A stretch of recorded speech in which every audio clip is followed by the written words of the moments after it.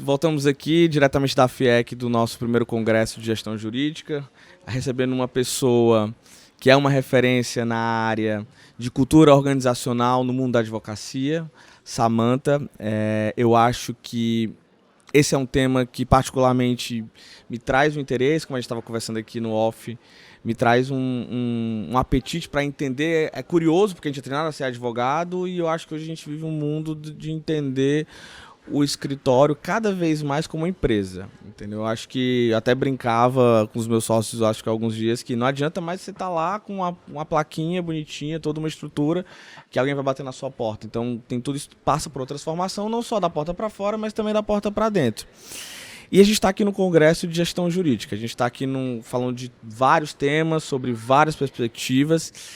E tu tem uma pegada e trouxe um conhecimento que isso é para o futuro, que é meio que uma coisa o escritório, o advogado, ele tem que entender isso enquanto estrutura, ele tem que entender que isso é para o futuro, é meio que a ponte sendo construída enquanto está passando o carro em cima. E você trouxe vários temas interessantes. Então, queria que você desse a tua impressão, para começar, do que esse congresso representa, do que você enxerga isso dentro da tua expertise, e ainda mais numa região que está rampando, os escritórios estão no movimento de uma colonização do Sudeste nessa área. Será que eu posso, não sei se eu posso falar assim, mas nesse movimento de ir para São Paulo, a gente tem filial lá, porque a gente acredita que pode vender São Paulo para São Paulo, por exemplo, e não só vender São Paulo para o Nordeste. Então eu queria que tu falasse um pouquinho da tua impressão sobre o evento, sobre o que você está observando agora. Perfeitamente.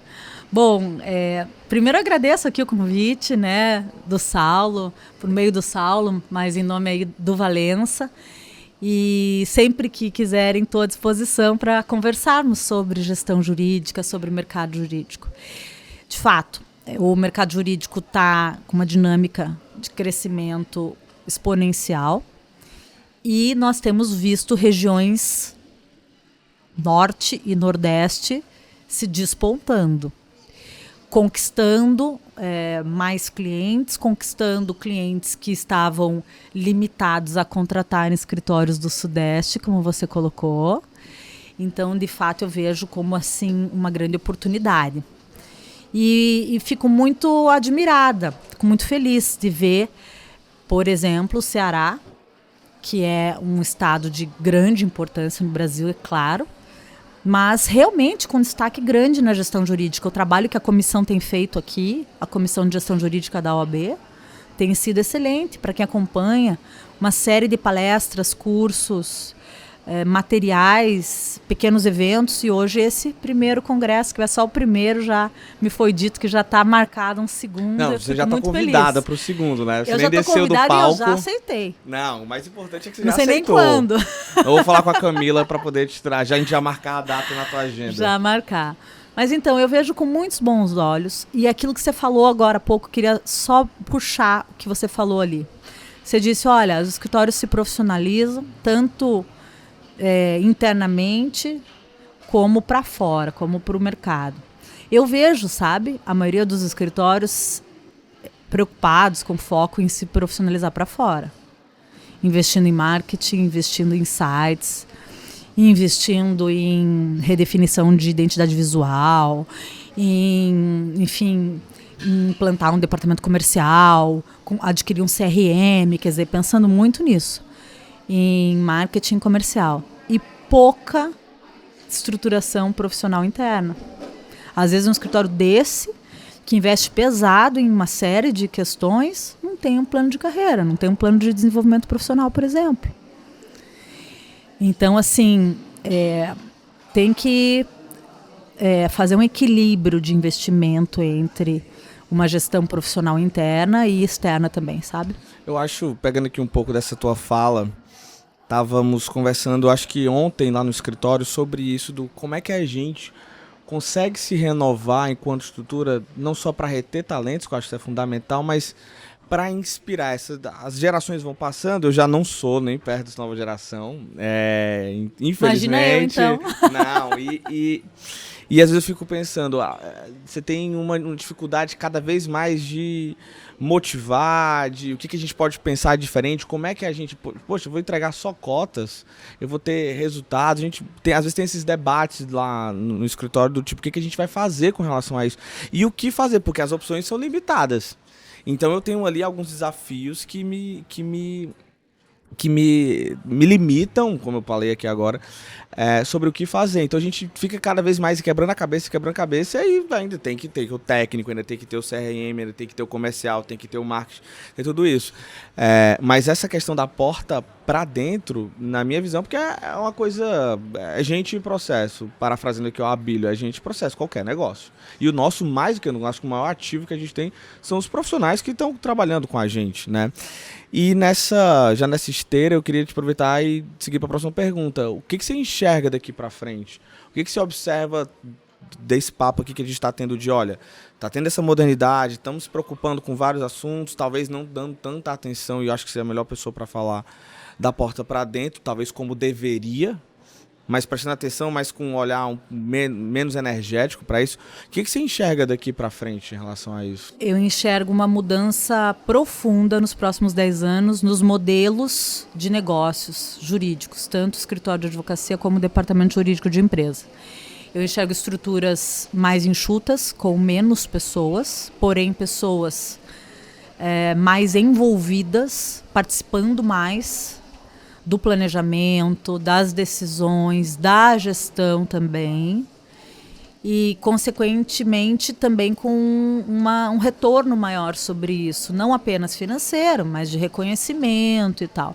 Você sabe que tem várias pesquisas mundiais sobre o que faz as pessoas escolherem um lugar para trabalhar, o que faz reter talentos e com que eles se desenvolvam também.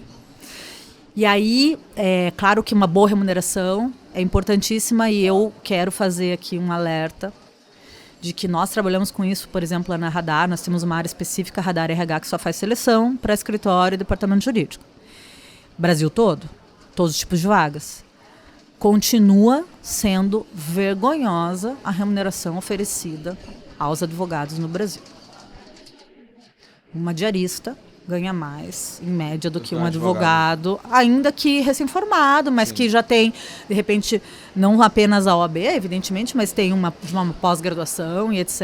E, para mim, isso é inadmissível. Inadmissível. Então, assim, tem que melhorar a remuneração? Tem. Mas, além disso, um orgulho de pertencer, sabe? O famoso orgulho de pertencer. Então, o escritório tem que trabalhar um endomarketing. Endomarketing também. Não é só o marketing para o mercado, é o endomarketing. É conseguir transmitir para a sua equipe a sua marca, a sua cultura, o quanto aquela pessoa pode se orgulhar de trabalhar ali, de fazer parte do escritório. E o quanto ela realmente faz parte do escritório. Ela não é apenas um número, uma peça ou alguém substituível. Por isso que eu disse que eu acho que as estruturas vão se enxugar. Vai ter automatização, vai ter inteligência artificial, então, naturalmente, sim, pessoas serão substituídas e ficarão os melhores. Por isso que todo mundo tem que correr, fazer lição de casa agora para estudar e se desenvolver.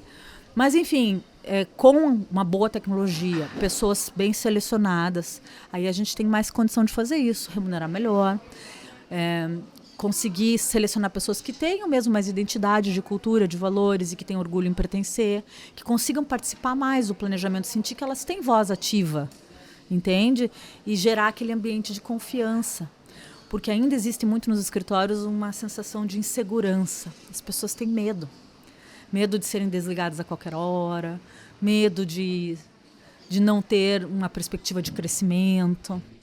Então, a hora que você tira isso delas, elas falam, ufa, não preciso ter esse tipo de insegurança. Aqui eu estou bem, aqui eu posso mergulhar que pertenço ao escritório, eu tenho chance de crescer aqui, eu sei o caminho para eu crescer aqui. Aí as pessoas ficam mais tranquilas, relaxam e fazem o desenvolvimento delas. Então, eu vejo assim. A gente, assim, é fácil falar do meu filho, né? Porque, enfim, é meu filho, mas a gente brinca que lá no escritório dos sócios, tanto eu como outros sócios do escritório começaram como estagiário.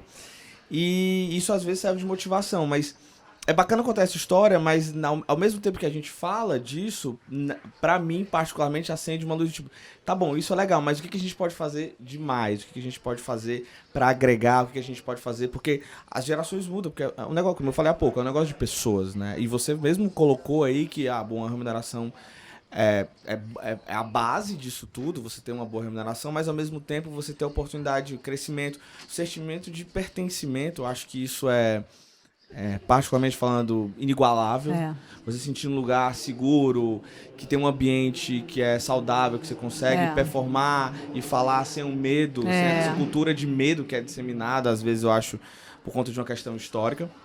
Mas enfim, eu achei... E qualidade de vida. E qualidade de vida. Porque aí quando você falou agora dessa questão das novas gerações, isso me chamou bastante atenção. A gente precisa dar mais qualidade de vida. Você veja um exemplo bem claro disso, tem sido quantas pessoas têm buscado migrar de trabalhos 100% presenciais para alguns mais flexíveis, como híbridos, e idealmente até um 100% remoto.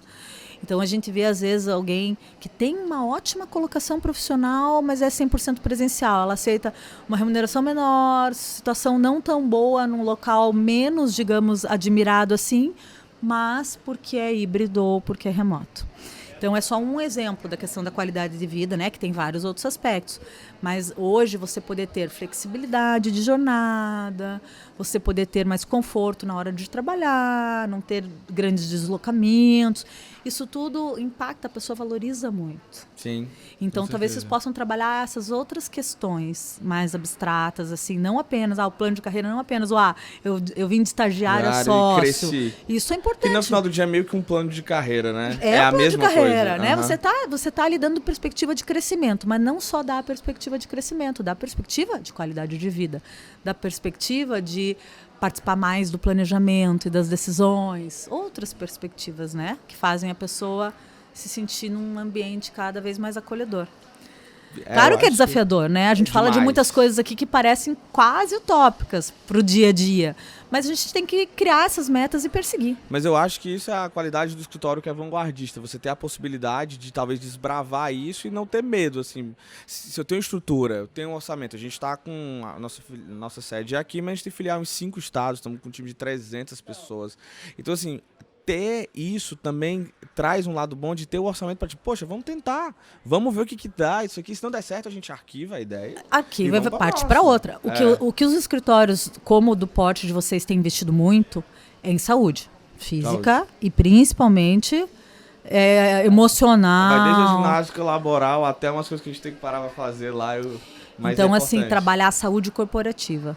Aí você tem uma série de aspectos que podem ser trabalhados, porque você sabe que as pessoas, em geral, independente do local de trabalho e tal, estão tendo dificuldades, né? Sim. A questão de estresse, burnout, tudo que tem A ocorrido. pandemia trouxe um tempero adicional para isso, né? As pessoas ficam meio perdidas, meio confusas, é natural.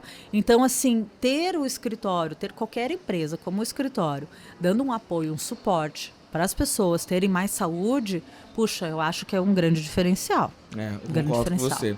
Sei que você tem horário, sei que você tem um voo para pegar, então queria te agradecer por você ter parado para falar aqui com a gente. Obrigado.